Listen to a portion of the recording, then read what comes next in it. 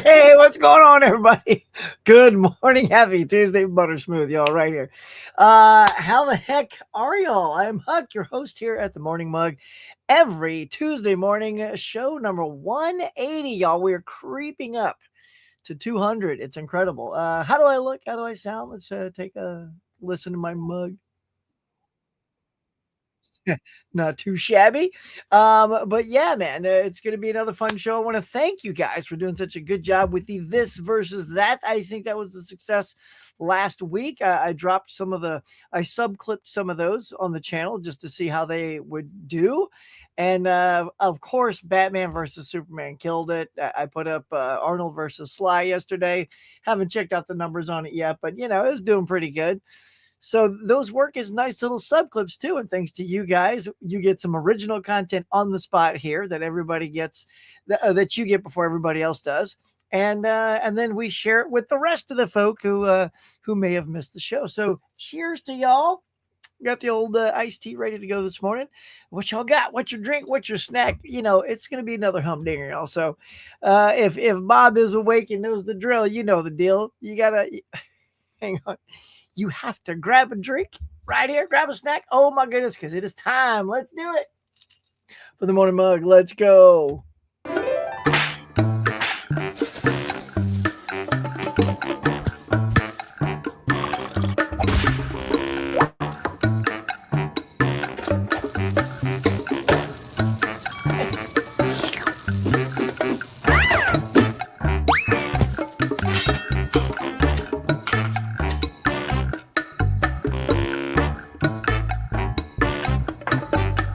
Hey, my friends, welcome back to the Morning Mug. Now, let's chat. There we go. Looking good. Let's see. Let's get rid of that thing. All right, let's put it up. Put the ticker up. Welcome to the Morning Mug. Slap up the little strap at the bottom. There we go. So I'm gonna just punch over here real quick, to check out the old channel. I know some of you were dropping some new this versus that's over there, so I don't want to miss none of those. But I may have you just reiterate them here as well. Oh my goodness, look at this. You guys are good. All right. I don't know how many to do. I also have to sort of temper it so it's not like a half-hour segment, but I don't know, maybe like what's a good number? Like certainly less than 10. I can't go more than 10 just because I think it could get out of hand and just become too kitschy, but at least like 7 or 8 seems like a sweet spot, something like that. But all right, y'all. Let's go to the comment room. The door opens up, the bell dings. You guys are coming in, filling up the cafe. Let's see who's here. Oh, DV Bonkers, what's up, man? Grabbing that first chair. Your name is Brian. Yeah, nice. Of course, me too. In real life, that's my first name. So excellent. There it is. 2 Bries ready to get their day started. Who knows? Maybe B-dubs will show up. Now it'll be 3. Then we'll get Brian Goes Blue. And that'll be 4. Let's just fill this room up with some bees. What's up, Dave? Good morning. Looking forward to the stream. Yep. The Michael Jackson trailer. I like it. 2 billion. I don't know. I'm just hoping that it hits the Billy, right? Because 2 billion, I mean, that's like an Avatar like experiential thing, and I don't think that Michael is going to have that kind of stuff. I mean, I love his music. I will go see it. I'm very excited to see it. I think it looks great. I think the fact that his nephew, right, one of his nephews is playing him, and he looks remarkably like Michael, and I think it looks fantastic, and I hope it's as good as it looks. But 2 billion, it's been a long time since we've lost Michael, so it's also like how much heat has sort of fizzled off of his star power. So I don't know. I'm going to say no on the 2 bill. So I bring the day because they're not giving us the trailer for this. Now, what do you mean it just overtook Doomsday and Spider-Man Brand New Day because they're not giving us trailer for the Super Bowl either? Because we're not getting trailer for the Super Bowl, it's overtaking them. they're a whole year away, so I think they're going to do okay. There's a lot of heat on those right now. Oh, you're anticipating movies: Odyssey, Dune, Michael, Project Hail Mary. Yep, I mean those are all on my big list there today. And so, oh yeah, go see Sin Help, y'all. If you have not seen Sin Help, oh, so I saw that over the weekend. Go check out my review right out of, as I came out of the theater. Fun movie. I had a good time watching Sin Help, y'all. Yeah, the new Sam Raimi, Rachel McAdams, Dylan O'Brien. Yeah, yeah. Check it out. Go check out my review. Let me know what y'all think. If you saw the movie, let me know in that comment section. But yes, I saw Alfonso Cuarón. He's a good pick. He's a good pick. Oh, that's me. What's up, Huck? Mr. Moody, greetings to you and all the chatters. Nope, I have not voted on your poll yet. I sound awesome. Yes, excellent. Oh, I mean, are you talking about my stuff? Like your poll? Anyway, if you drop stuff into the this versus that, yes, I've seen those. I've seen those, and I will be getting to those. Hey, Sam, it's going good. How are you, my man? 8 is good. Yeah, right? Right.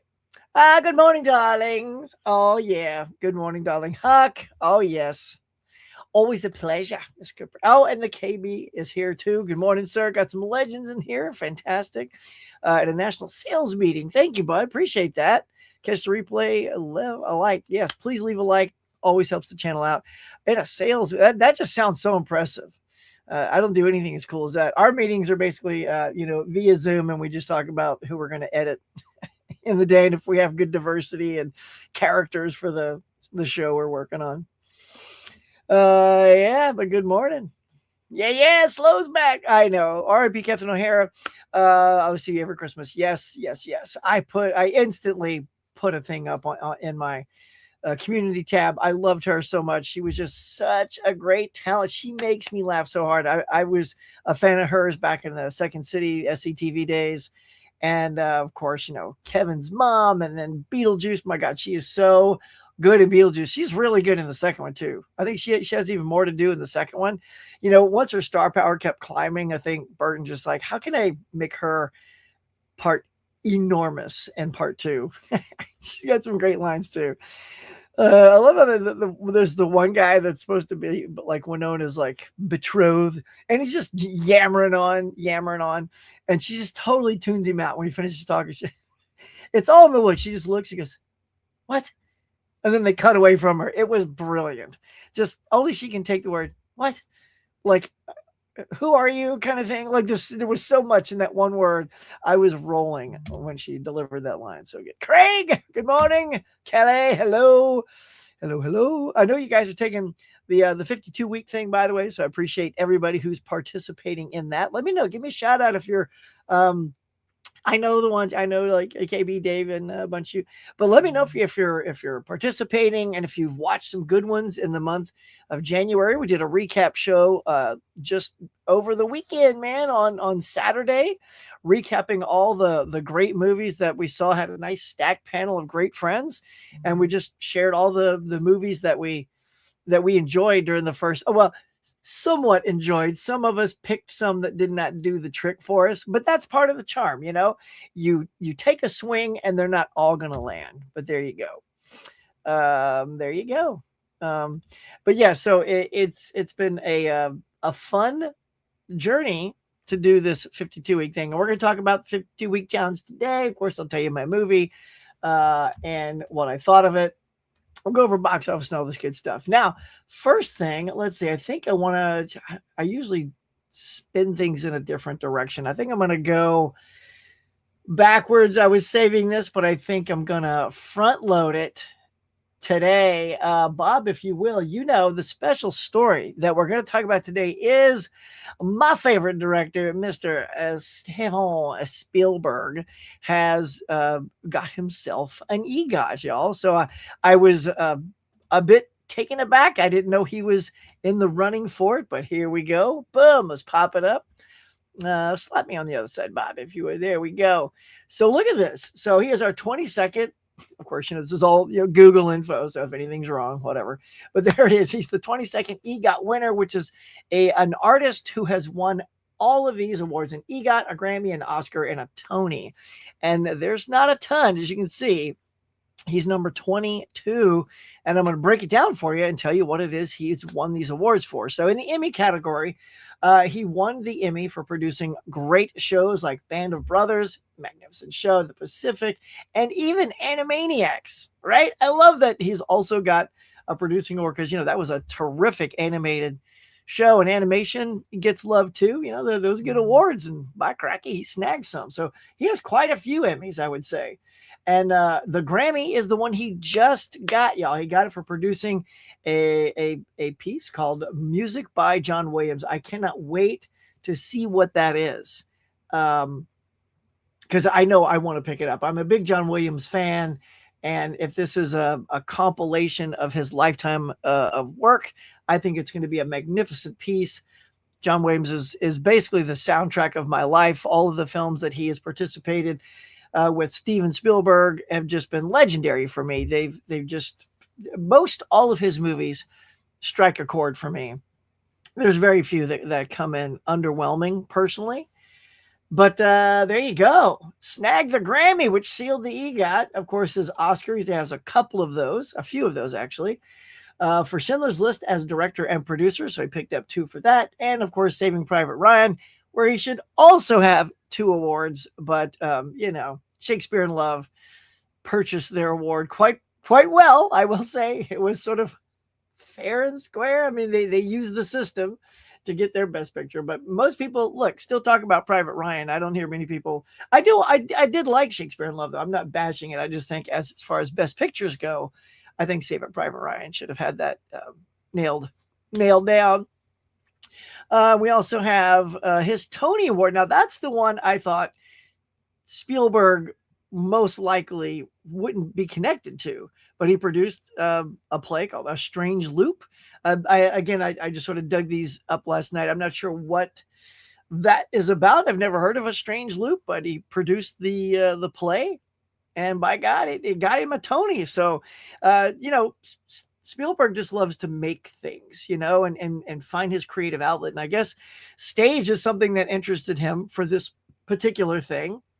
He took a swing and he crushed it. So, sorry, I'm just looking at our comments there. And so that's amazing. So there it is. What we have, Spielberg is an EGOT winner. What do you guys think of that? You think, obviously well-deserved, right? Do many of you even know what an EGOT winner is? Have you ever heard of this term before today? I think there's even like let's see.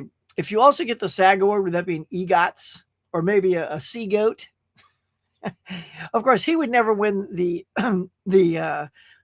SAG award because that's always for actors. So that would be something he would never win. But there's just no way he's going to do an acting job at his age and pull out an award for a SAG award, but which they're now calling the Actor Awards. Is that weird? I'm so accustomed to SAG award that anytime I'm Googling who won the Actor Award, I keep wanting to say SAG because I feel like if I say Actor Award, Google's not going to know what I'm talking about because it sounds so generic. It's the Actor Award. All right, cool. Can I get the Editor Award for doing all my stuff? But so I'm pretty stoked. And, of course, Spielberg's won a ton of other accolades throughout his lifetime in other areas. I'm sure if you go look on IMDb and you check out Critics' Choice and People's Choice and all these choices and all these things, he's got tons more. But these are sort of the prestigious 4 that when you get an EGOT, you become part of an elite group. It's sort of like when you're on Saturday Night Live 5 times, you become the 5-timers. You get in the 5-timers club and you get the gold jacket and all that schmagaz. Yeah. So there it is. Steven Spielberg. Let's see. Let me give you some of my faves. So, I mean, wow. So I'm just going to get right in the middle and we're going to go Raiders. Just love Raiders. Of course, Jaws. Trying to get some things. I'm going to say things that people don't talk about enough. I really loved Ready Player One. So these aren't in any way like I'm giving you a definitive order, but I'm giving you five that I love. So the two are obvious ones. Let's do some that aren't as obvious. But Ready Player One, I had a fantastic time with that. Need to give that a rewatch. Always with Richard Dreyfuss, Holly Hunter is one of my favorite romantic movies ever. I think it's fantastically acted. Dreyfuss is terrific as a charming schlub of a firefighter. He's the firefighter that scoops up the fire retardant or water or whatever and drops it on fires. He's one of those guys. That's an unsung movie. I say go check that out. It will be a good fifth one. Let's go Catch Me If You Can. A very entertaining little chase movie. Yeah, so there you go. There's some quick fivers. So in case you're gonna now, I wonder if some of you are gonna have me pit Spielberg against someone. Like I said, I haven't dug deep into the stuff on my tab yet, or what you guys are gonna say, but we're gonna do that in the second half of the show. We'll do the this versus that. That's how we kind of close the show out. I think it's a fun way to roll. But there you go, Spielberg, EGOT winner. What do you guys think about Mr. Spielberg snagging that EGOT? Mucho impresso. All right, just queuing up the next thing. So let's get back to you. See what y'all been rapping about. That is not also an actress. Yes, she did voiceover. Yep. Oh, Wild Robot. I love that. You know, it was so sweet too, Shame. I don't know if you saw, but Macaulay Culkin posted something shortly after she passed away, and it was so like touching. I loved it. He when he was on that show, I guess he didn't have a good family life, and Catherine O'Hara was a really sweet person to him. He sort of called her as like, you know, his mom. You know, as like, even though it's his movie mom, but she was just so kind and sweet to him, and so they still have this relationship today. You know, up into her passing, and it said something like, "Oh, I'm crushed. You know, I was going to see you again. I had so much more to talk to you about, and I'm sad that we'll never have that time." And it was sort of like, I mean, and that's what happens when people go. It just catches you off guard. They're just suddenly one day here and then the next not. And so if you've had plans with them, or you could have just seen them hours ago, and that happened to my best friend over 10 years ago. I got a phone call and said he just had a heart attack. I literally, earlier that morning, he sent me a hilarious Facebook post. It was a little Adam West Batman where he's carrying the bomb, over his head, and the slogan was, "Some days you just can't get rid of a bomb."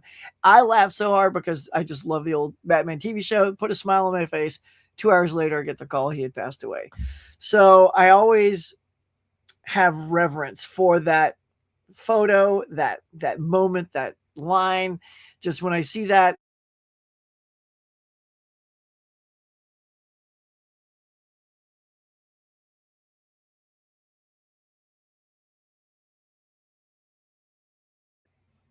Uh-oh. We zapped out there for a second. Oh, my internet is wonky. So come on, namaste. Namaste, internet. Stick with me. All right. Hope we're still good to go there. Let me check. Yeah. Let's see. I don't know. We seem frozen. Am I frozen, y'all? Hang on. I'm hitting refresh. Okay.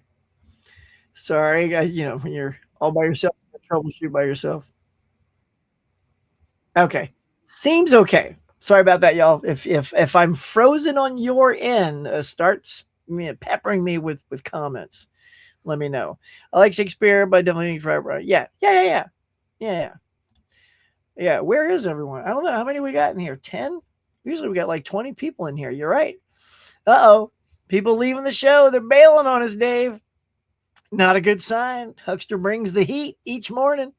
Right, Mr. Moody? Look at Movie Hunters here. Yeah. See? I got all the cool people here. But only half. Where's the rest? Box office, send help. Oh, yeah. You want to talk about box office at Sham? Is that it? Is that what you're teeing me up for? Yeah, I'm back. I know. It was so weird. I just saw the little thing rotating on the screen. Laren, what's going on, homie? Good to see you, bro. I can see in here. Good. Thank you. Just let me know. You know how it is, when you do these things. You just, weird things happen. What you got there, Dave? You like Jaws, Indy, Last Crusade, Private Ryan, Lincoln, AI. Good picks, man. Good. All right. So now Hisham, of course, teeing up some box office. It was a fun weekend at the box office, y'all. Had a good time, I'll say. Bob, why don't we crank it up? Hisham's ready for it. So let's hang on. Let's make sure we get this for you right. All right, there we go. Come on now. Share screen. How's y'all's Tuesday? Y'all doing good? I'm doing pretty good. A sweet but bittersweet thing, the other week I lost my little pup, Cash. He's now in doggy heaven. But the his vet made a little doggy paw print for us that I'm gonna go pick up this morning after the show. So cheers, little Cash, the old dogster. All right, I had to toast my dude. All right, here we go, y'all. The weekend, January 30th to February 1st. Oh, yeah. Send help. Sam Raimi hit the number one. I was hoping this would be number one. You know what I mean? It's like sometimes you just don't know. Like, what are people dialing in? What's Zootopia going to shoot back to the top? Zootopia is still in the top 5, by the way. And the movie that finally dipped out of the top 5 was Housemaid, the little movie that could. That sucker just kept going. Like in its 7th week, it finally dips out of the top 5. I'm very impressed. Give a little golfer's clap to Housemaid. I enjoyed that movie a lot. But Send Help, what a juicy little nail biter. Of course, this movie, Rachel McAdams stars as this co-worker who's due for a promotion to become vice president from the boss. Only the boss dies, leaves the company to his son, who's a complete a-hole and loves to hire all of his golfing buddies into positions that she's really more qualified for. And they all go on this plane trip because they got a big meeting somewhere else in the world. Plane goes down. This is all in the trailer. Plane goes down. They crash. Everybody on the plane dies except these two. And so she has to keep them alive because she has good survival skills. I won't tell you why she's got these because it's kind of funny in the movie when you find out how, why she's got these skills. But it works. All you need is this one little setup. They give you one little setup and you're in. You're like, okay, she has survival skills. Well, okay, now let's proceed. And there's great little twists and turns. I thought the ending was fantastic. I like the ending a lot. I know my buddy is Luke Ponto here yet. Luke didn't quite like the ending as much as I did, but I thought it stuck the landing. Thought it was pretty good. And as we keep continuing, now the YouTuber Markiplier. I don't know who knows Markiplier out there, but I know he's very popular, has lots of followers in the millions, I believe. My daughter even knows who this guy is. And he decided to take a swing, much like Mark Stuckman, and make his own movie, like a full-length feature film. And it came in second place, a very close second to Send Help, 17.8. For Iron Lung, here it's another. Obviously, horror took the weekend. The first 2 spots, all horror. I guess you could say all 3 spots. The third one is Melania, so we'll just keep the horror movies going. We ain't gonna sugarcoat it, y'all. You know my point of view and all that. But there you go. So seventh place. Third place was 7 million. I was hoping it would be lower, but whatever. There it is. Zootopia is still hanging in there, top 5. 5.9. I don't know when that thing's going to drop out. I think you can rent it now on VOD, and it's probably going to be on Disney Plus.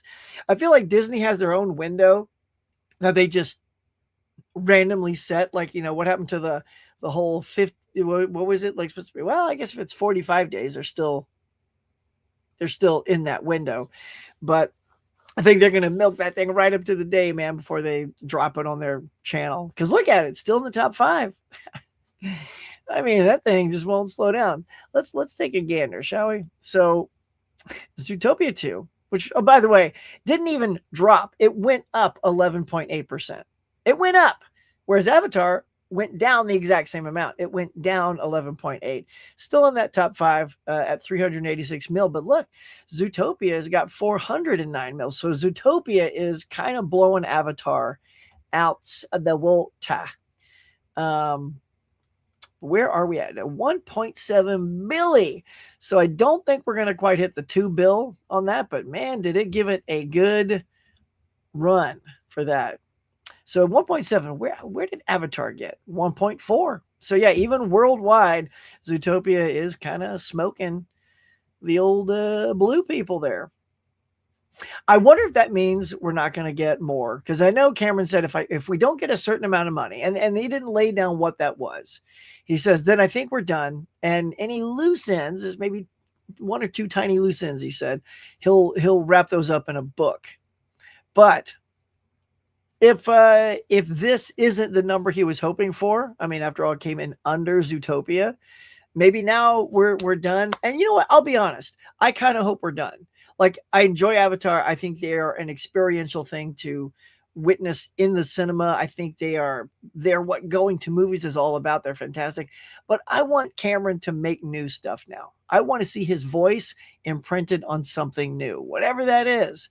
Whatever it is. Obviously, you know, no sequel. We don't need a True Lies sequel. Arnold's too old for that. You know what I mean? Like, let's see something new. Let's see something new out of Cameron. This guy's got impeccable skills, and I'm disheartened that they keep that all he wants to do. I mean, because what is he, like 80 or something? There's certainly got to be in his late 70s.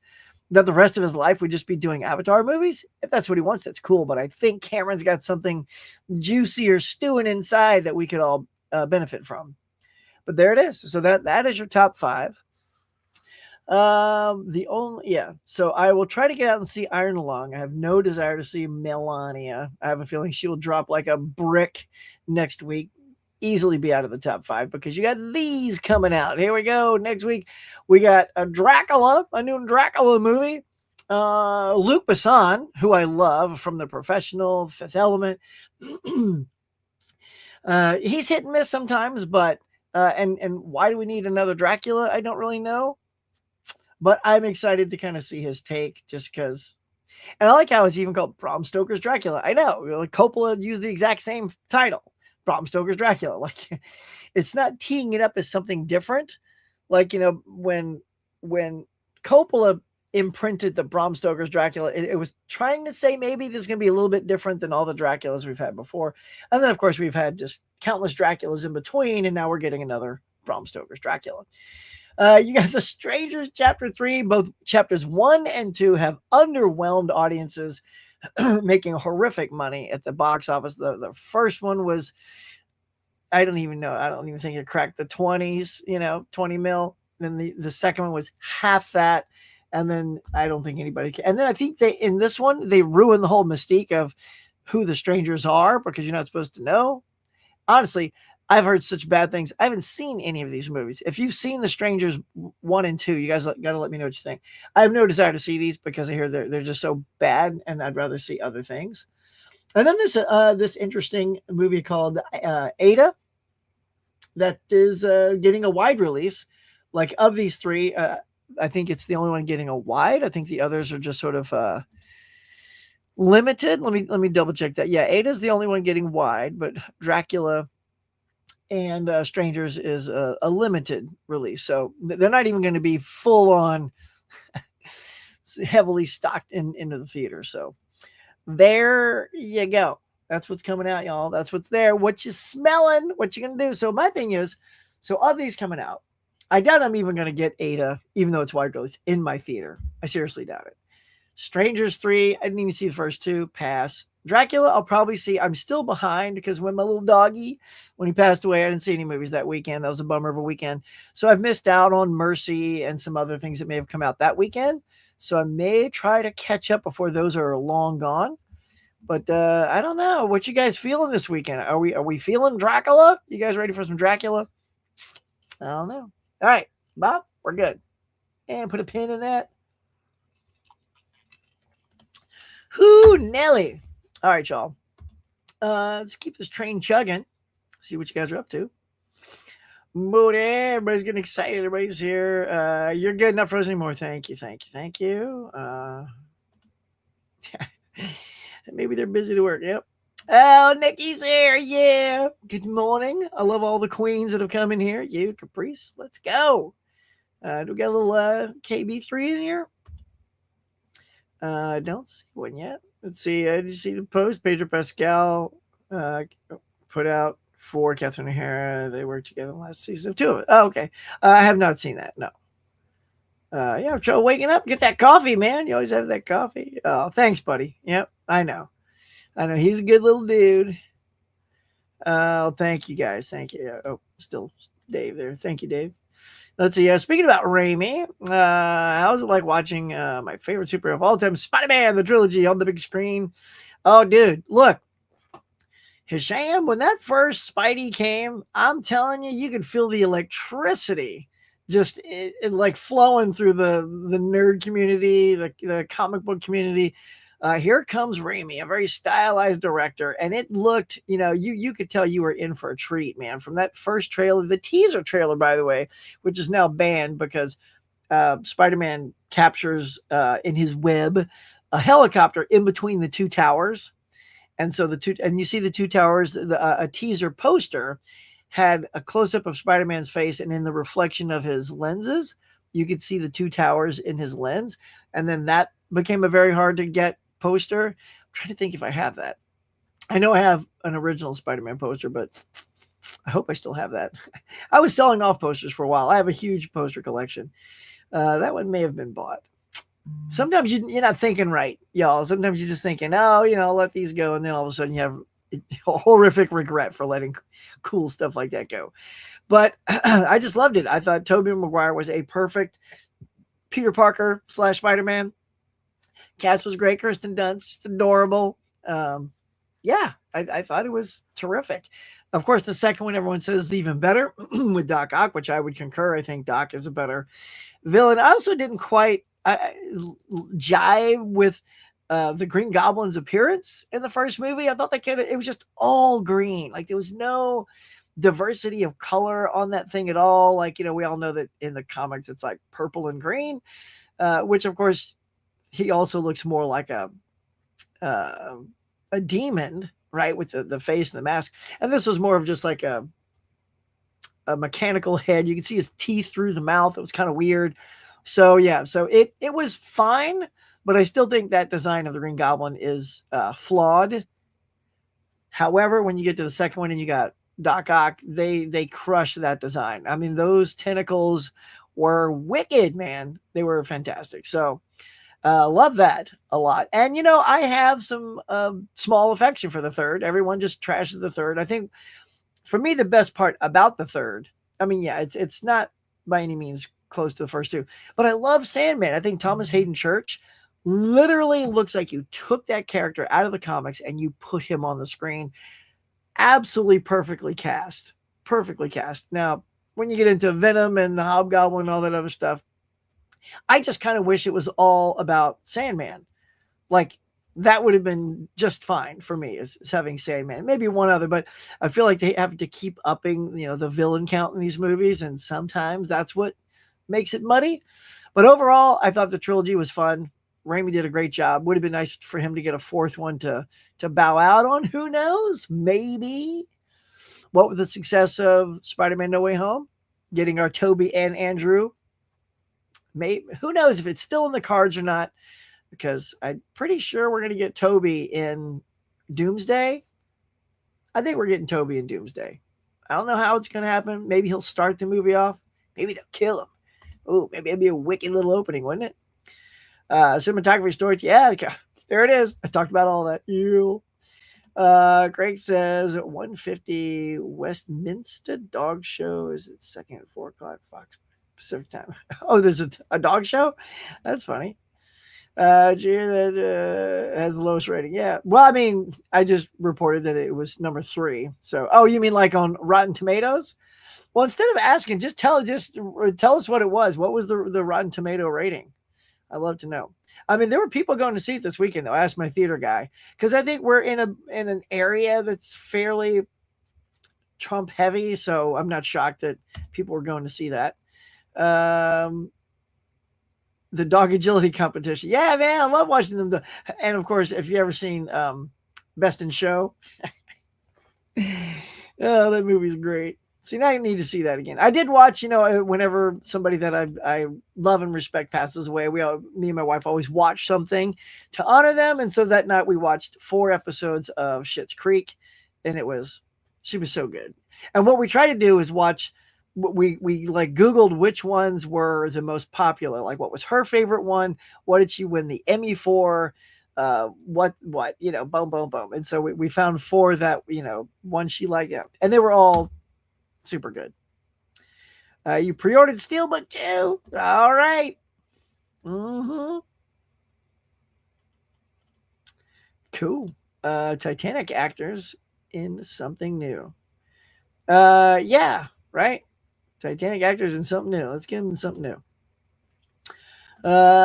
Nikki, Alex, yeah. Look at that. Everybody's just hanging out, loving it.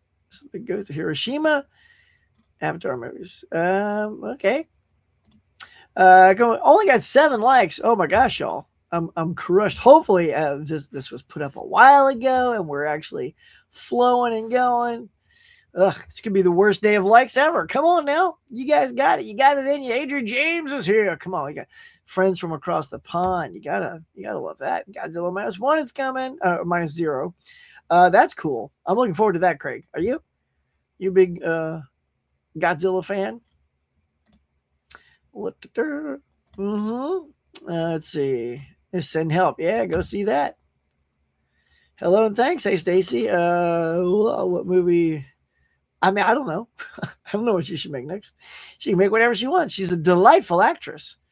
I don't know I don't even know if she's up for anything in particular, but she was terrific in this. I'll just say that, like, without even, I don't even know what she would make, but she killed it in this one. Like, she's really good. Stacey, if you haven't seen it, I would recommend it. Sequel for Scream Face Off called Ghost Face Off. What? Ghost Face Off. I don't know. They switch faces and masks. I think it would be kind of funny. I'll say this. No, that wouldn't work. However, if you did something like that in one of the Scary Movie sequels, like we're getting the Scary Movie sequel this year, if you had 3 horror icons walk in, like someone that looks like Jason, 1 Freddy, 1 Ghostface, that would be kind of funny to have them all in one room. Obviously, the IP, you'd have to sort of change something a little bit about them so that you could hint at who they are. Like maybe Freddy's got spoons on his hand or something, because it is a comedy spoof, or whatever, and then let them swap masks. I think that's the only way you could pull off something like that, is in a comedy. 13 likes. All right, well, they doubled, so that's good. Your child has come back when Tobey Maguire showed up in Spider-Man No Way Home. Yeah, oh, dude, yeah. It's funny because I took my daughter to go see Spider-Man No Way Home, and she didn't grow up. She had never even seen the Tobey movies, but she'd been watching the Marvel movies with us as they came out. And so yeah, when everyone went nuts when Tobey and Andrew came out, she was like, "What's going on? Why is everyone making so much noise?" And of course, I'm like, "Hang on, I'll tell you in a second." It's like Peter Griffin, like, right? Yeah. Yeah, getting some haze in here. You work the Shat in the Doomsday. You got to work Shat in everything, right? Oh my God, have you seen the Doomsday trailer with Kermit the Frog?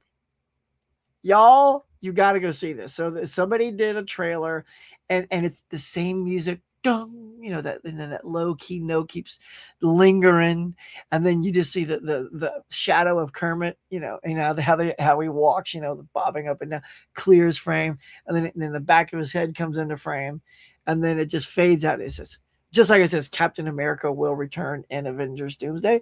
It did the same thing. It says Kermit the Frog will return in Avengers Doomsday. I was like, I would pay good money to see that, y'all. Muppets just showing up in the Avengers in any way, shape, or form. Even if they're watching the Muppets on TV, that would be hilarious.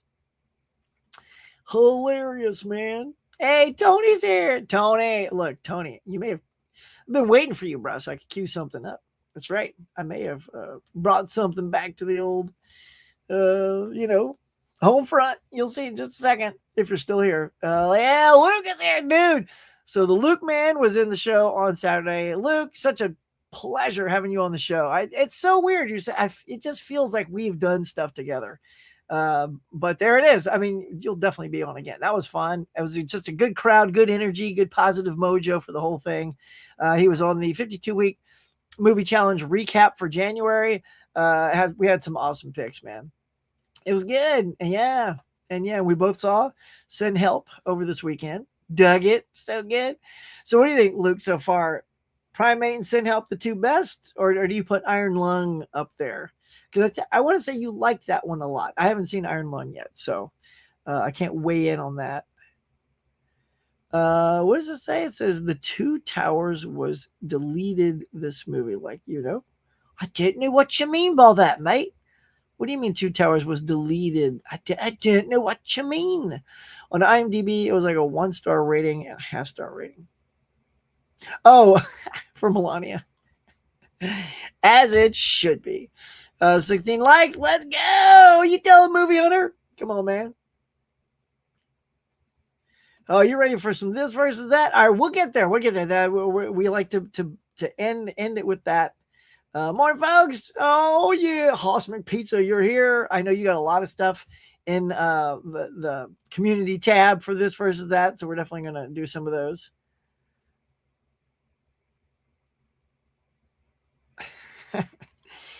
So I'm just trying to find one. Yeah, big Godzilla fan. Yeah, okay, terrific movie. Saw Send Help. You like that? Yeah, it was good. Up to 17. All right, we're climbing. Appreciate that, y'all. Oh, you have your Accountant 2. Yes, that's a good movie. I got mine when they were doing a 3 for $33 sale over at Groove. So yeah, I like those movies, man. Those are good. Corey's there. What's going on, bro? Get over there, Corey. Corey, you doing the lunch break this week? Doing a lunch break? Let us know, man.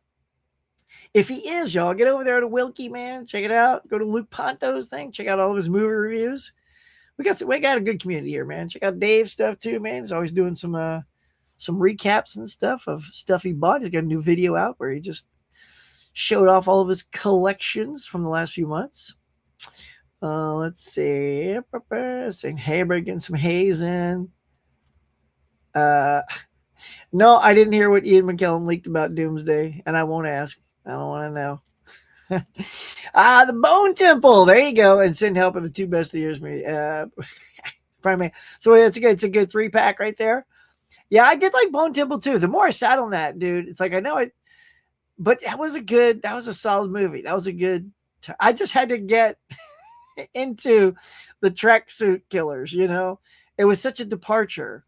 And maybe because I've only seen all of these day later movies, 28 movies, whatever you want to qualify these as, one time. So are these characters in the other movies? I totally forget if they are. If they exist and they've popped up before and now they came back, or is this movie kind of their first appearance? Obviously, they show up at the end of Bone Temple 28 years later, and then they continue on in this one. But I don't have any recollection of them. I mean, maybe I'm just missing out on that, but they are kind of fun and funny and weird and gross, very graphic with their gnarliness. All right, so here's what we're going to do. Now, Tony, my man, are you here? Now, if Tony is here, we dug this back up. Let's see, what do we have right now? Let's, all right, stop sharing that. All right, so here we go. So I think it's important to let everyone know, this is New Release Tuesday, and we dug it up.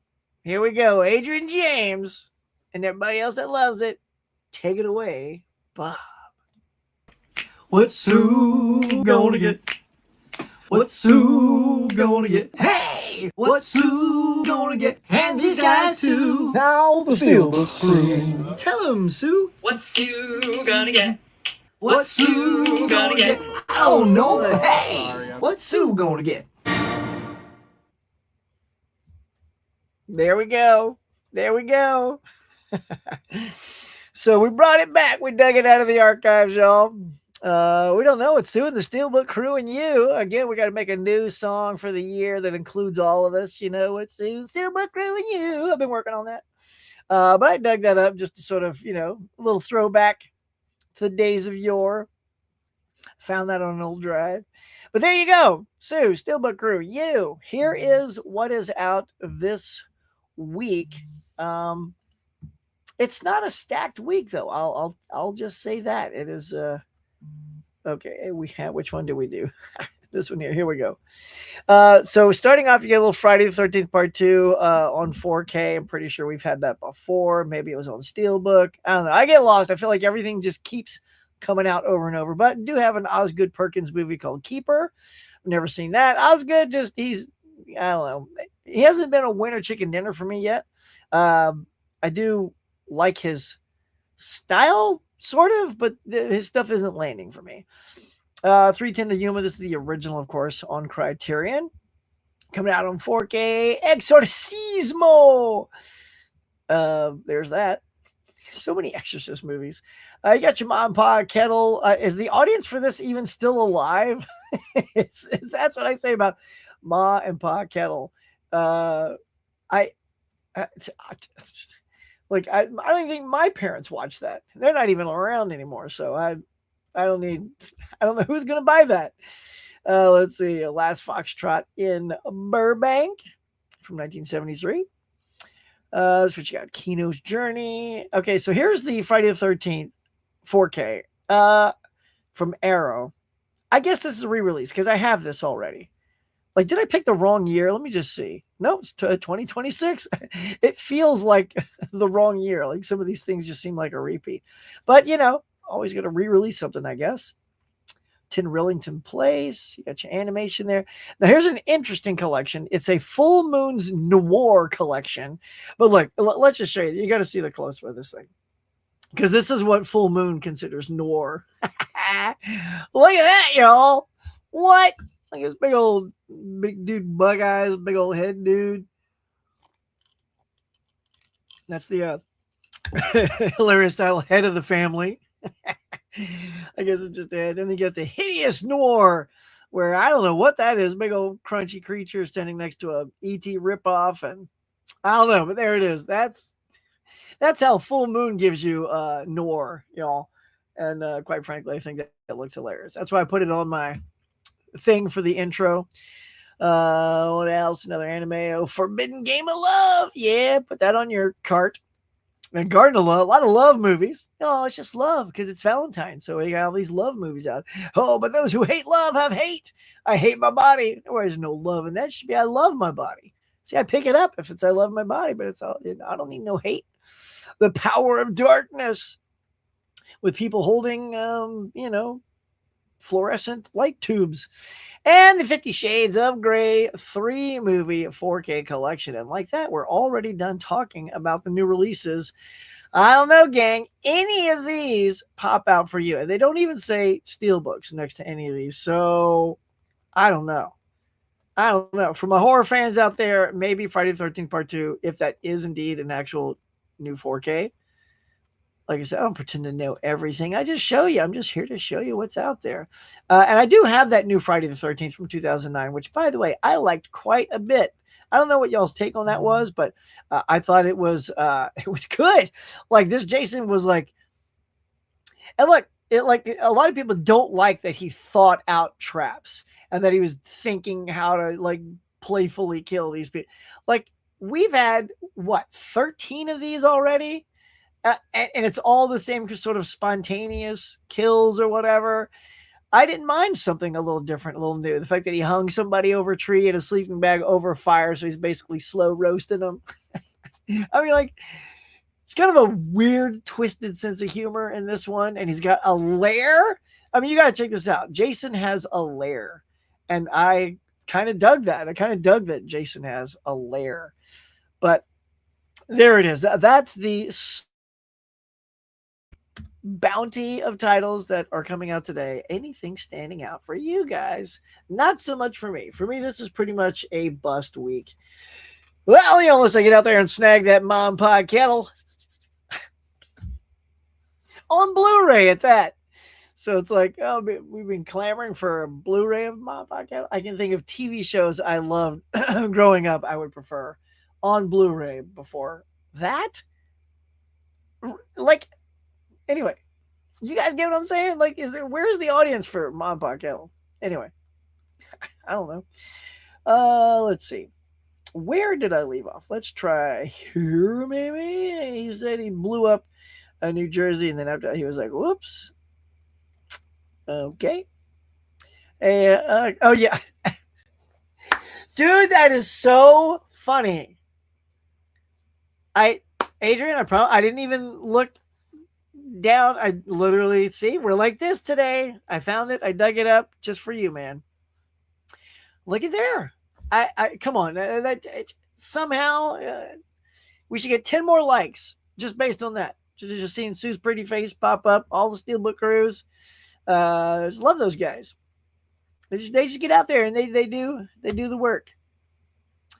What commentary am I most excited for? I don't know, because I don't know what I'll check out the Superman commentary. How about that with James Gunn, because I love that movie. If Universal hires Oz Perkins for a Psycho trilogy, is that okay? I don't know. I wouldn't care. Again, like all these IPs that we just keep going back to, and I don't think he would get a trilogy. Maybe if he got one, just to see if he could do it. But I don't know. We have so many exorcists and psychos and this and that. I'm kind of tired. I'd rather go see Primate and Send Help and all these other new movies than to keep going down these alleys of retreads. They don't excite me at all, if I'm being honest. It is very light week. Yep. Is that DiCaprio and head of the did it look like him? That's funny. Head of the family. Yes, Mom Pa Kettle made several movies. I know, but this is the comedy collection. I think it's, well, let's see. I'm just going to peek over at it for you and see if it's okay. You get The Egg and I, The Further Adventures, Mom Pa Kettle, Mom Pa Kettle Go to Town, Mom Pa Kettle at Home, go to Waikiki. They settle in the Ozarks and the Old McDonald's Farm. So I guess they are movies. So it's not, I always thought for some reason was that a TV show also, or just a movies? But anyway, there you go. So yeah, so that is all of those movies from 1947 to 57. So if you love them movies, go get them. Oh yeah, Frank's is talking to me. I do remember that.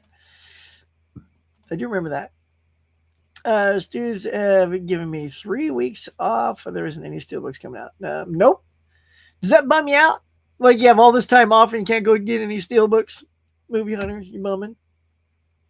All right, so let's see. How do we do? So we crushed it. We're almost at 9 o'clock mark. Let's do it. Let's get into the you know what. Hang on, I gotta get my actually hold the phone. We can't go there yet. We got one more super topic at hand. Okay, so let's take care of that. And then, my friends, we will get to the this versus that. Okay, let's share the screen one last time. Here we go. We're going to talk about the 52-week movie challenge, week number 5. Bob, if you would. Boom. Thank you, sir. Here it is. Let's get that little circle. Actually, let's see. Let's go down a little corner. There we go. So here it is for this week. For 2006, 52 week, 2056, 2026, 52 week movie challenge, week number 5 was your favorite foreign director. And I love me some Alfred Hitchcock. And I have several in my collection. I have this 4-pack and like 2 4-packs of him I haven't plowed through, but I do have the 15 movie collection. I've blown through that. So I just love his work. I'm super late to the game. I only started watching him a few years ago, and I've just been sucked into his work. It's fantastic. And Dial In for Murder was one of the good ones, man. I was pumped. Gave it 4 stars. Of course, Grace Kelly, Ray Milland, they're the 2 stars. I just tucked in Anthony Dawson there because he's in the shot. Good movie. It's a good little whodunit. Robert Cummings is another actor in there, plays Mark Halliday. He's the one that Grace Kelly has an affair with. And it gets going from the get-go. Like, so she's having this little affair with him, and you don't know if Ray Milland knows, but they quickly tee it up for you that he knows, and it's what has he been plotting to destroy all that. And it becomes a very fascinating setup to plan the murder of Grace Kelly. And Anthony Dawson's the one that he hires to do that. And what's interesting in this film is the character of Mark Halliday, one by Robert Cummings. That character is ironically, a murder writer. Like he writes murder stories. And so to drop a character like that in this movie becomes very fascinating at one moment. I won't tell you what that is. It's just that know that there's a moment when that character speaks. He's sort of giving commentary about what Ray Milland's about to try to pull off, and will he pull it off? It's like it's really good. Like I thoroughly love Dial In for Murder, top tier Hitch, super good. So yeah. Now I know a foreign director doesn't mean that they have to speak different languages. They just have to, for me, not be from the U.S. Very funny because Merja, who is one of our viewers here, she's from Finland, so to her any Finnish director is local. So she can't watch Rennie Harlan, she can't watch so she has to, like she says, actually any American movie she watches is part of the challenge. I found that very funny. So so Agent James, same for you. You can't watch Hitchcock. You'd have to watch like Spielberg as a foreign director to you. So that's kind of fun. So I just wonder what director did you guys pick? If I haven't heard from you, what did you watch? In fact, right here, Mr. Moody says he watched The Devil's Backbone, Guillermo del Toro, right? I believe, right? Damn fine film. So that is cool. But anyway, yes, thumbs up if you haven't seen Dial In for Murder. If you haven't gotten into Hitchcock, this is a good one to watch. I would say if you've never seen Hitch, some of the bangers for me, it's this, Rear Window, of course, Psycho, North by Northwest. That's the one that sucked me in. I'll say that. When I was getting into it, I had that in my collection and I'd never seen it yet. And I was like, okay, which movie do I watch? And not Psycho, because that's the only one I had seen. And I'd seen that several times. I want to see that one with the plane that always swoops down behind Cary Grant. What is that all about, man? So I watched that. I thought it was a masterpiece, 5 stars. Then my wife said, okay, watch Rear Window next. Boom, 5 stars. Love that. And then I watched Rope after that, which is a much smaller movie. I love that. And I'm like, okay, I don't know why I was so late to the game with Hitchcock, but now I'm all in, and I just couldn't stop plowing through his filmography. And there's some that I love more than others, but there are some absolutely bangers in that collection. But there you go, y'all. So that is it. That is it. We've hit all my fine talking points. But let me get this up for you. All right, let's see how to present this. Okay, now it is time. Okay, let's present this in the good way. First, let's get our graphic up, y'all. Let's try that. That's perfect. Okay, ready? All right, everybody. It is now time for another This versus That. And of course, this is something we've been doing here on the channel where you guys go to my YouTube channel and check it out and send them to me. Now, I've blocked it. Okay, do me a favor, y'all. If you have put some in there, well, I'll try to bring it up. I can't have the graphic for This versus That and my YouTube channel up, but I'm going to go ahead and try to bring it up for you anyway, for me up on the side so I can read off some of your things. And here we go. Nice. Okay, that worked just fine. Okay, so here we go. Now I'm going to start at the bottom because that's who chimed in last week first. Okay. First up, Hoss McPizza. You came in swinging with directors and you wanted me to battle a three-way here. So it's Paul Thomas Anderson versus Quentin versus Christopher Nolan. So we're trying to keep most of these at 2 because it'll miss. I'll tell you what, I'll do this. I'm just going to take Paul Thomas Anderson off. I'm not a huge fan of his at all. I like some of his films. I like Boogie Nights. I like One Battle After Another, but overall his filmography does not wow me. So I'm going to do Quentin Tarantino versus Christopher Nolan. I think that's a powerhouse of a head-to-head. And where to start? I mean, this is interesting because here with these guys, we're just doing filmography. So Quentin, the first one I saw of his was not Reservoir Dogs. It was Pulp Fiction. That's how I was introduced to him. And then it went from there. And then I started watching all of his other films, Reservoir Dogs, Jackie Brown, and the one I saw late in the game was Django Unchained. Thought that was fantastic. Um, uh, Once Upon a Time in Hollywood is my favorite of his. The two Kill Bills, just such a stellar filmography. Now you get to Christopher Nolan. Also, look at these guys. I mean, pound for pound, you got all the Batman movies with him, just to start that off. But then you got like Memento, Inception, Interstellar. You got, oh my God, Oppenheimer. You got Odyssey coming up. So, I mean, you did good on this one. I'll tell you, Haas. You did good picking these two. I'm gonna say, pound for pound, I'm going to lean a little to Christopher Nolan on this one. Quentin, I love. I mean, like these guys, like you picked a good one. Like this isn't, a bad one here. So, here's what I will do to make it more of a challenge. Let me pick the films I like least from each director, and then see where I stand. So with Nolan, it's Tenet. Absolutely disliked that film. I thought it was way too much. He was trying way too much. And then probably Death Proof for Quentin. Jackie Brown, maybe. But I mean, maybe I like that a little bit more than Death Proof. So I guess you stack those two up, and I'll say I kind of like Death Proof a little more than I just did not like Tenet at all. It was long. It was boring. It was overcomplicated. So I will say when it comes to movies I dislike, Nolan wins that as well. And Tarantino comes in ahead of the game. But if I'm going to top the chart, I'll go with Christopher Nolan. All right. Next up, Stacy has Glenn Close versus Susan Sarandon. Okay, so again, two good powerhouse ladies who have stunning filmographies. I feel bad that Glenn Close is yet to win an Oscar. It's too bad that the two ladies can't go head to head with their gold statuettes and pit those two movies against each other. But I think this is kind of easy for me. As much as I love Glenn Close and she's done some fun roles, I got to go Susan Sarandon on this one. Absolutely. Because she started out with Rocky Horror Picture Show, which I'm a big fan of. I saw that Midnight Movies, and she was just so adorable in that. And then Thelma and Louise with Gina Davis is fantastic.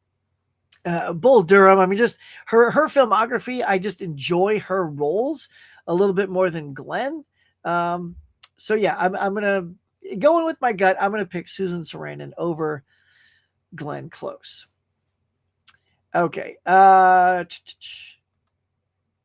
Okay, the next verses is okay, and there are a few verses. When I see the 3 verses, I'm going to go ahead and skip those. So if you want to fix those for me, like Hosh, you have another Holland versus McGuire versus Garfield. That is a solid three-way verses. Maybe I'll try that one though. Just as one last 3-way, I'll try that. However, next up is going to be Mark Hamill versus Harrison Ford.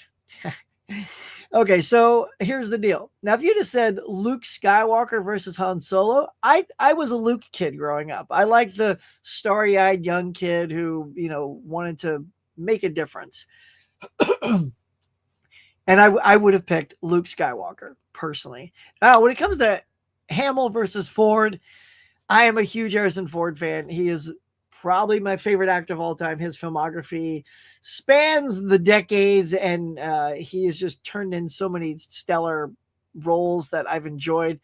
And I mean, Mark is great, but honestly, when it comes to film, really all he has is Luke. Then he did the voiceover as the Joker. He was pretty good in The Long Walk, but none of that can stack up to put him ahead of Harrison Ford for me as a versus battle. So Mark, if you're watching, sorry, old bean. I actually met Mark in person. He's a lovely person, by the way. I don't know what Harrison is like. I hear he's very curmudgeon-y.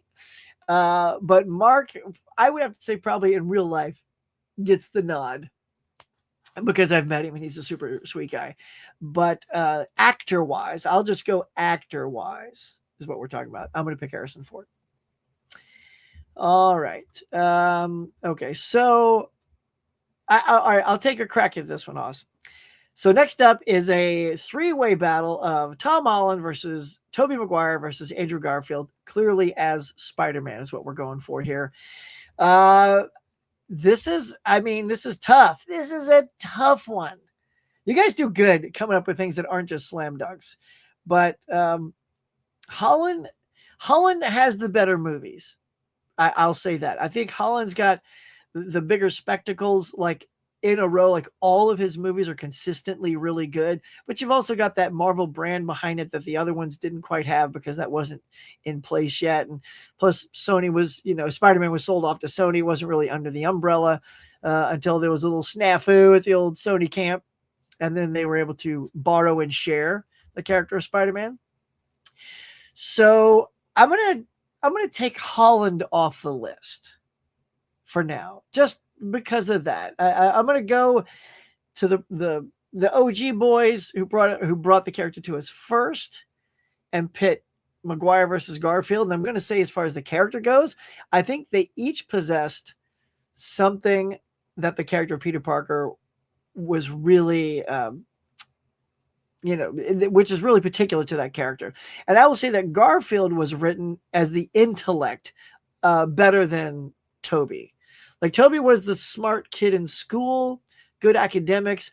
But, when you read the comics, I remember reading a Spider-Man comic once, and it was so good. It's like Spider-Man had received a call or something from Reed Richards asking for his input on something. So when the smartest mind in the Marvel universe asks a young person for his input, pretty much insinuates that Peter's like the second smartest mind, or certainly up there and worth listening to. And I will say Garfield played that and was given that better. But I'm going to lean towards my boy, Tobey Maguire, just for the first two Spider-Mans alone. I thought he was charming, had the character down, relatable, kind of looked like an average kid. He wasn't, super handsome or good looking. He was just kind of a nice looking regular kid that you wouldn't assume was a superhero. And I kind of like that. So I'm going to lean towards our boy, Tobey Maguire, for the win. All right. How many is that? Is that 3, I think? Let's do a couple more. We're at 907. All right, y'all. What do we got? Just trying to, let me just browse through here to see what we can pick. Okay, yeah, like there's a huge Batman versus. Yeah, we're gonna have to whittle that to a tighter. I can't do 5 people. And I only say that because when I subclip this, they become a two-way battle. If it's 5 people, it's hard to do it as a short. That's the only reason I'm saying that.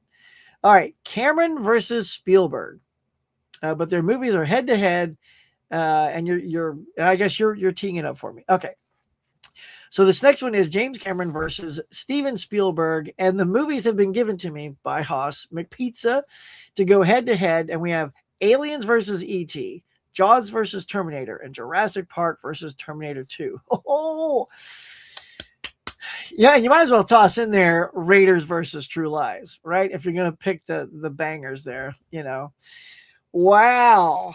Golly, gee whiz, Haas. Okay, that's a stellar battle. Again, you guys are bringing it. I mean, honestly, this is super hard. Aliens versus E.T. I don't know. I love both of those. I love Jaws versus Terminator. I love Jurassic Park Terminator. Like this is probably the hardest one I've read off so far with these two guys, because instinctually, if I'm just doing the directors, sort of like how I did, the previous two, my gut is just to say Spielberg because I prefer his filmography. He's done more. But to put these head to head makes it a little bit more difficult. Aliens versus E.T. Okay, so we're going to try to do this. Aliens versus E.T. I'd probably have to lean E.T. because I feel like when I was growing up, that had more of an impact on me than Jaws, because I didn't really get to see Jaws. I was too young for that in the theater, so I saw that later. So E.T. just stuck with me longer. I'm sorry. Yeah, Alien. I said Jaws. Let's start over. Aliens versus E.T. Okay, growing up, E.T. stayed with me longer than Aliens, even though when I saw Aliens, it had an impact. It had this fun factor that the original Alien was lacking. It was more of a slow burn horror sci-fi. This was more of an action sci-fi. And I would just have to lean to E.T. on that one. Now, Jaws versus Terminator, that's trickier because, again, I saw Jaws later in life because I was too young to see it in the theater. But Terminator was right in the sweet spot. That's when I was growing up. And Terminator was the bomb, y'all. Like, that thing just blew me away. So being in the moment, being present, seeing both films when I saw both films, I'm going to lean to Terminator, even though I've rewatched Jaws recently and gave it 5 stars. I think it's a masterpiece. Probably nudge out Terminator on this one. Jurassic Park versus Terminator 2. Okay, like those are brutal. Those are just like head-to-head bangers there. But as great as Terminator 2 was, that childlike wonder to see dinosaurs on the screen for the first time in realistic fashion, and that T-Rex scenes, just eyeballs popping out of your head. And yes, the liquid metal and all that stuff in Terminator was great, and Terminator 2. And that technology is what led us to Jurassic Park. So Terminator 2 shoots itself in the foot by giving Jurassic Park the technology for me to choose Jurassic Park. And then even if I put Raiders against True Lies, I'm going to pick Raiders because that's one of my favorite action adventures of all time. So yes, even still, I think Spielberg will nudge out Cameron. Okay, guys, let's do one last one. Okay, the next one here is Friends versus The Big Bang Theory. That is an excellent head-to-head because I will say I was a huge Friends fan, and when that show left, I struggled to find something to replace it. I also loved shows like Psych and Scrubs, and those are really good. But then along came The Big Bang Theory, and I think it capitalized on that same sort of chemistry and karma that Friends was successful with, which is an ensemble cast that really gelled with each other and produced a kind of a hilarious show. And I thought the writing was crisp in both shows. Big Bang Theory went a little bit longer. I think it went 11 or 12 seasons, and Friends only went 10. Not that that's relevant to the competition. But in the end, it comes down to what do I rewatch more? Because I will say I was a committed fan to both. And honestly, it is Friends. Friends is something I think the writing stands the test of time. The characters are extremely well defined. And in a heartbeat, if I pop it on, it doesn't matter if I've seen the show and I know the jokes that are coming, I still laugh. I don't know what it is. It's just the charm and charisma of the actors that they selected for the show. But it just does it for me. So I'm going to have to pick in the Friends versus Big Bang Theory. Friends takes the win. All right. I think that's going to do it. I think that's a good this versus that. Do we want a bonus one? So wait, let me just look real quick, see if there's another bonus one for you. That would be interesting. Okay. I mean, yeah, like, so collector movie, I see like Han Solo versus Lando. I think that's just a slam dunk to say Han Solo. Cruise versus Pitt. I see that. That's not fair for me because I'm a diehard Cruise fan, so I'm just going to pick Tom Cruise. So, I'll just move on from that one. Okay. All right. How about this? All right. This will be the last one. So we have Ryan Gosling versus Brad Pitt. Now that's a little bit more even for me because I don't have a dog in the race, as they say.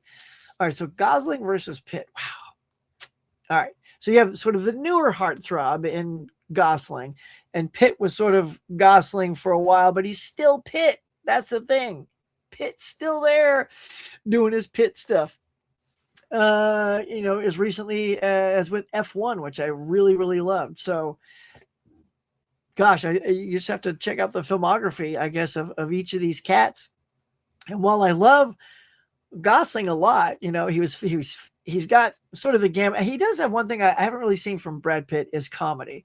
When Gosling came out and he did Barbie, dude, I mean, I thought that was hilarious. I was just nonstop laughing. I just thought it was great. I'd almost put maybe the two Ryans against each other, like Ryan Gosling versus Ryan Reynolds. That would be a very hard one for me. But in this regard, I'm going to give my push to Brad Pitt because I love more of his things. He's got more to play with, Interview with a Vampire, and you got Once Upon a Time in Hollywood, which is my favorite Tarantino movie. And of course his debut in Thelma and Louise. I know he probably did stuff when he was much, much younger, but that's the one that put him on the map. Yeah, I got to lean towards Brad Pitt on this one. I'm sure the younger audience, I feel, is more of a Ryan Gosling one, but he's getting there. Like I said, a few more wins under his belt could tip the scale, but for now, we're going to get to Mr. Brad Pitt for the win. All right, y'all, that is it. That is our this versus that for today. Thank you so much for sending those in and making it part of the show. I appreciate these. I think it's a fun way to sort of button up the show. It's good stuff. So before we go, though, let's get back to you guys. The most important part of my show, chat with you guys. You watch Devil's Backbone? Oh, yeah, I saw that. Let's see. Did I put a pin in it? Let's see. Oh, that's so funny. I just did Gosling versus Pitt. I hope the answer was sufficient for you. Let's see. Nolan for me would be the winner. Yep. It turned out mine as well. Haas, what'd you go with? Nolan as well. I like to see what you guys are picking too. I appreciate you chiming in on the verses. That's important for me to have this little connection with you as well. As well, young years might have been amazing more Tarantino. Yeah. Okay. Yeah, there we go. Wolverine versus Namor. I see you chiming in there, Stacy. Let's see. You also picked the extra Christopher Nolan movie. Okay. Let's see. Harrison Ford. It's probably the biggest movie star of all time. Look at the. I know. I mean, it's not a lie to say that. Ford is. I mean, for a while he was the first one to hit the $1 billion club. And here's the thing. Here's where I keep Harrison at the top. It doesn't count. I'm sorry to all the fans who put all the superhero people. That's an IP, right? That Marvel is a brand. People are going to see the superheroes. They're not going to see The Fugitive with Harrison Ford, or Air Force One with Harrison Ford, or All the Raiders with Harrison Ford, or the Star Wars because Harrison Ford's in it. Like, he earned that $1 billion club by releasing his movies, and they reached that by him being in them. Anybody that's surpassed him because they've been in blockbusters as an ensemble, to me, doesn't count. So the one that sort of knocks everybody off, there's two of them, really. It's Sam Jackson and Jeff Goldblum. They beat out Ford money, like numerically, because they were both in Jurassic Park. Goldblum's been in many of the Jurassic Parks. He's in some Marvel movies. He was in Wicked. And Sam Jackson's been in all the Marvel movies. So those things, though, aren't Samuel L. Jackson vehicles. Those are Marvel vehicles. So I'm gonna keep Harrison Ford at the top. Let's go. You're just asking what's gonna. I won't do it as it, but I'll just say what's gonna make more, Mario or Odyssey. Mario. I 100% think Mario is gonna make more money. I mean, look at the first Mario. It did way it was in the Billy Club, and Odyssey, and Nolan hasn't yet gotten to the $1 billion club. None of his movies collectively, worldwide and international and local, have quite gotten there. Oppenheimer was almost there. I think it was in the 800s, almost there. Even the Batman movies never quite got there. So, yeah, I think Mario's going to take that. Garfield could have been the best. Yeah, a little bit better. He had too handsome. He's too cool, handsome to be a nerd. I liked a bit of he had to cry, but overall he did such a good job. Yeah, I mean, that's the thing is I do think if you merge those two, they have collectively the perfect Spider-Man. But I do think you're right. I think if Andrew had one more crack at it and a really good third movie, I think he could have stolen the win. Yeah. All right. Good answers. Cameron Spielberg for me. Jaws beats Terminator. I know it's like, it's funny because Yeah, like even when I'm saying them, I don't even know if I'm believing it because they're all, you pick such good things to go head to head. But yeah, Jaws being Terminator, I don't have a problem with that at all. Like but in Aliens, and see Aliens. The funny thing is, I've probably watched that more than ET. See, now that I sit on it, but Jurassic Park still has to be T2, even though I think T2 is one of Cameron's all-time best. But good, man. Depends on the day. I know all those depends on the day, right? She's hotter than Jennifer Aniston. She's pretty hot, Steve. I can't deny the hotness of Kelly Cuoco. Dimension Scott's here. Hey, buddy. I didn't do Pitt versus Cruz. Like I said, I think for me, and you saw me. I did the Gosling versus Cruz because I think it's more of a. I have to think about that one. Pitt.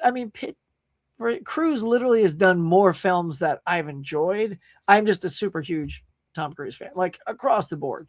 So it didn't seem fair to do that one. Friends is great. They can see themselves one of the cast members. Yeah, and I think that's what it was. I always felt like a Chandler, definitely not a Joey. Not quite a Ross either with a nerd. Although I do like I do have a little Monica in me too right now because I get a little OCD around the house, but not nearly enough. Like I'll still like it's a wreck behind me. This whole room's trashed. I take it back. I got nothing like Monica, but I do like things in order once in a while. Now those I'm gonna say what's gonna do better. I still think though you're going up against a Star Wars movie versus a comedy, so I think Mandalorian's gonna Prada, but I have a feeling I'm gonna like Devil Wears Prada more. Let's see. Well, the Star Wars you just had Lando versus Han. I didn't. Did you have a different Star Wars, like Star Wars versus something? Let me take a look, Dave. Let me take a look. Oh yeah. I see a Darth Vader versus Darth Sidious.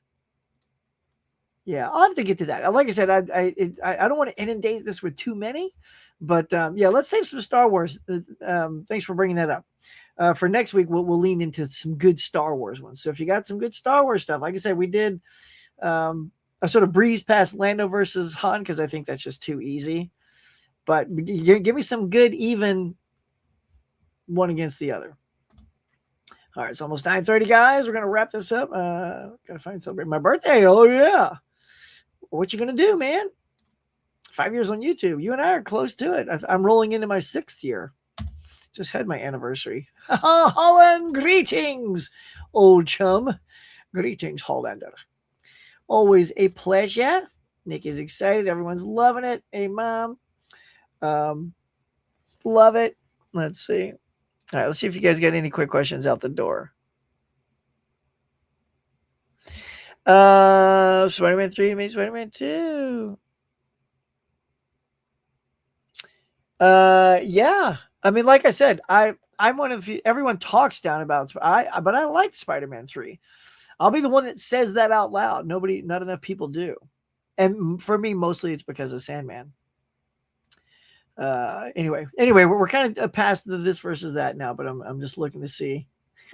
Haas is like Gosling, baby. He's got the charisma. Pitt has the presence on screen, but I don't think he's as good of an actor. The Nice Guys, Blade Runner, Barbie. Yeah, I mean, there you go. So you kind of got me like as a sit on it. I just think about. I feel like I've seen Pitt more. You might be right. I think Gosling's probably got more range. Shush. That might be a change my vote kind of moment right there. I can be swayed. That's why having these, like, if people were on here, we could sway each other real quick. Huck, Scream 70. What do I want to see the most? Good question.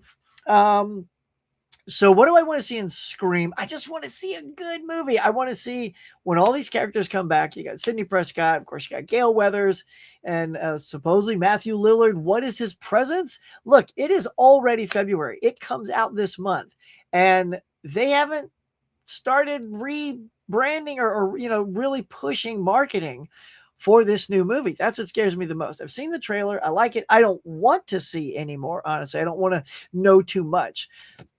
But I want it to deliver where we like. I love the Scream franchise. You know, everyone's like more of a Freddy or Jason or Chucky or this or that. I dig the Scream stuff because I kind of like that whoever's playing the Ghostface is always kind of gets his ass handed to him once in a while. Like if he's going after somebody, like they'll take the fridge door and smack him in the head or push a chair in front of him and he rolls on the floor. Like he's not an unstoppable killing machine. And I like how they can kind of kick his ass too sometimes, whereas most of the killers don't get their asses handed to them.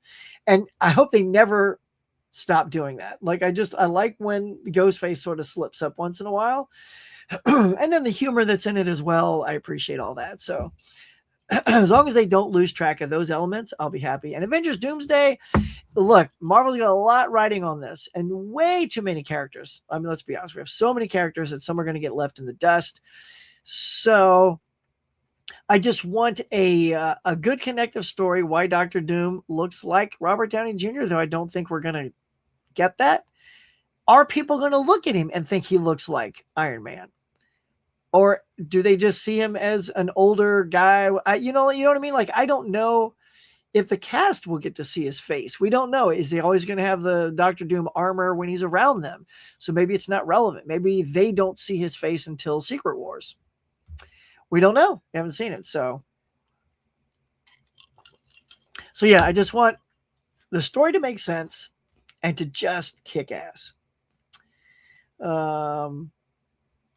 Yeah, like I said, sorry, Dave. I just tried to go through a lot, and Haas gave those to me first last week before anyone else because he didn't make it to the show last week. So I promised to make sure to lean on his, whereas I did a lot of yours during the show last week. So that's why I leaned on making sure I did plenty of Haas's for this one, but we'll mix it up next week. Yep, I see it.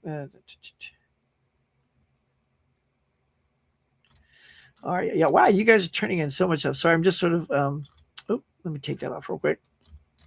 I'm just trying to find a couple of things to round it out with here. Oh, thank you. You're great too, Stacy. You're great. 19 likes. Never hit it's an hour and a half in and we never cracked the 20. That's just sad.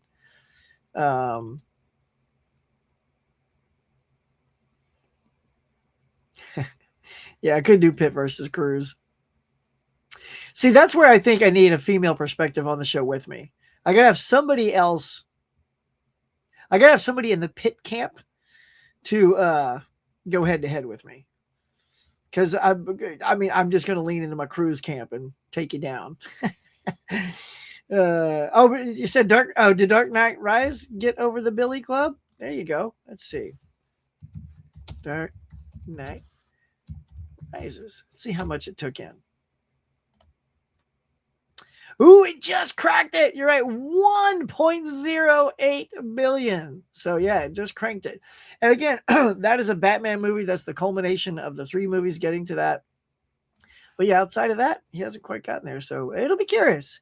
I think Odyssey's got potential, but Mario Brothers, I think, just has instant potential to get that Billy. Thank you, Nikki. Always great having you here, my darling. Always great.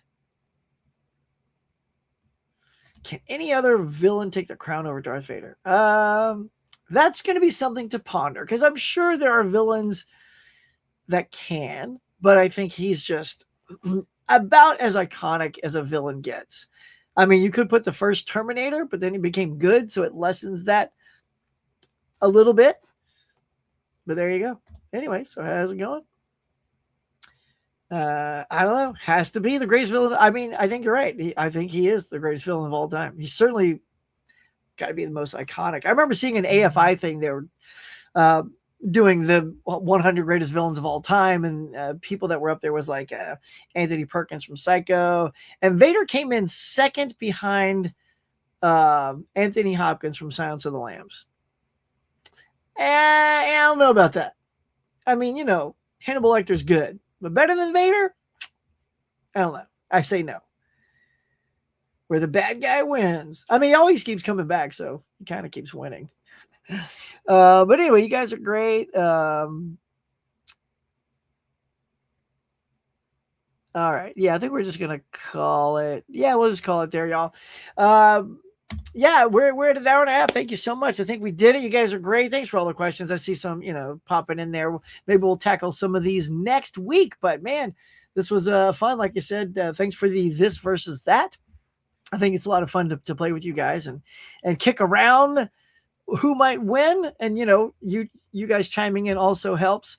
And who knows? Maybe I have instant change of mind once I read your reactions. But this has been a lot of fun, y'all. Another good week. I hope you all had a good time here at the Morning Mug. I know I sure did. But until next week, we'll do it again.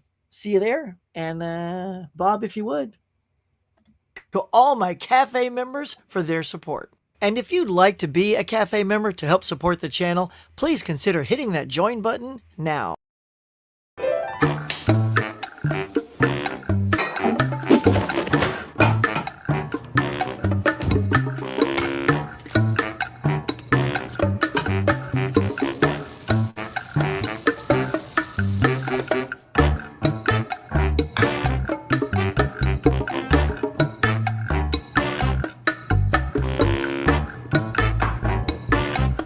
Thanks for watching, everybody. I appreciate you coming by and sharing your time with me. So until next time, be safe, be kind. I'll see you on the next one.